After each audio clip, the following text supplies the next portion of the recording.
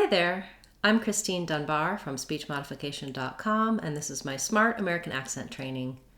Welcome to our Word of the Day series, where I've been taking your requests for words you'd like help to pronounce in American English. Today's request was for the words urban and suburb, and while we're at it, we'll talk about the word suburban as well.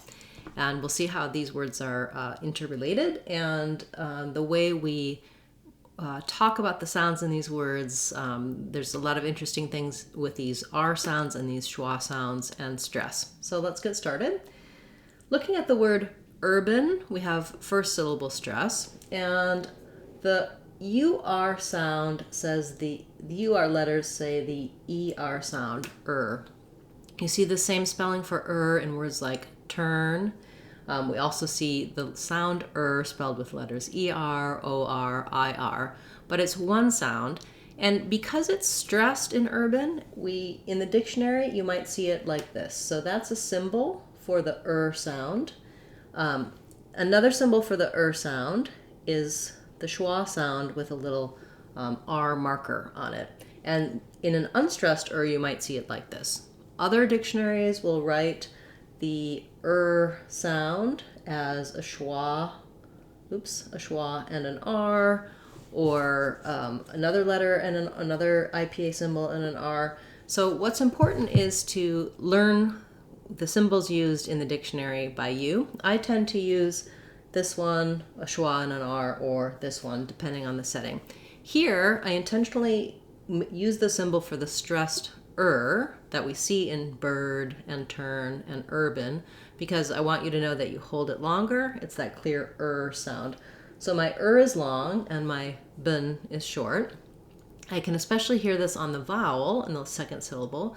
I don't hear any A-like sound for that letter A. It's a schwa.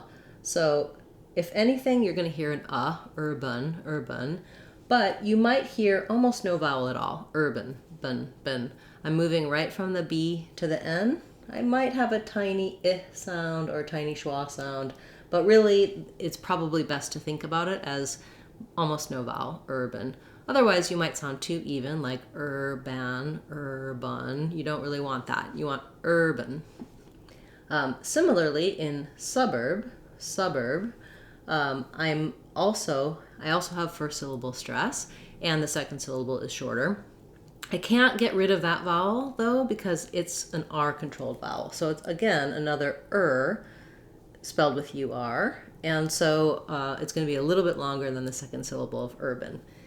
The first syllable of suburb, my stress syllable, has a vowel schwa, which sounds like I often rewrite that with the letters UH for you. And the stress schwa, the symbol you'll see in the dictionary, is this one. Now, how is that different from this one here that we saw before for our sound? The only difference is that this one is stressed, so we hold it for a longer time. This one is unstressed, so it's shorter. So urban versus suburb. You can hear the sound much more clearly in that second one.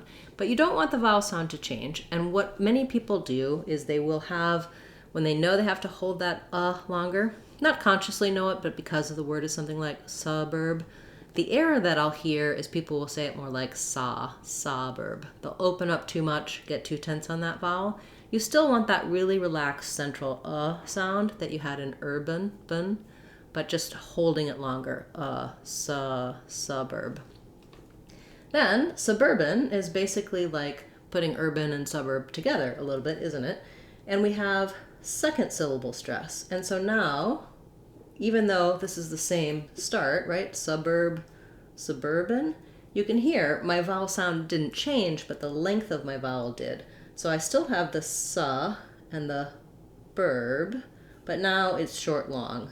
Suburban versus suburb, long and short. So again, here I used this symbol for my sound, because like in urban, suburban, the is stressed. Here in suburb, I used this symbol because it's unstressed and short. So, excuse me, suburban. Then, just like the end of urban, my BAN just has a schwa, or almost no vowel. This time I'll just write it with a B and an N, suburban. When I can say urban, suburb, and suburban by themselves, I want to try using them in some short phrases and really practice with these words, getting the length of the syllables and the schwas and the sounds. So the urban environment is very exciting and busy. I live in a suburb. The suburban environment is quite different than the urban environment. The city has many suburbs. When I add the letter S, I add the sound Z to make it plural. There's a kind of car, a giant American car called a Chevy Suburban. Okay, so thank you so much for that request for the words urban and suburb and giving us the opportunity to look at those interesting patterns for the and the schwa sounds. If you have a request you'd like to see as part of the series, please feel free to leave that in the comments for this video or any of my videos. And also check out our free online course for Word of the Day. It's on speechmodification.com on our courses page. It has our Word of the Day videos, which are searchable. You can look for your words, as well as dictionary definition entries, so you can look at what the meaning of the words are. I usually don't cover that in these classes because our focus is on pronunciation, but of course, learning new words and the meaning for them is also very useful, so I'd like to offer that to you as well as an online course. Thank you so much, those of you who've joined the course, our channel members and subscribers. I really do appreciate your support. I'm Christine Dunbar from speechmodification.com. Remember, if you want to sound like a native speaker, you can do it. speechmodification.com. Bye guys. See you tomorrow.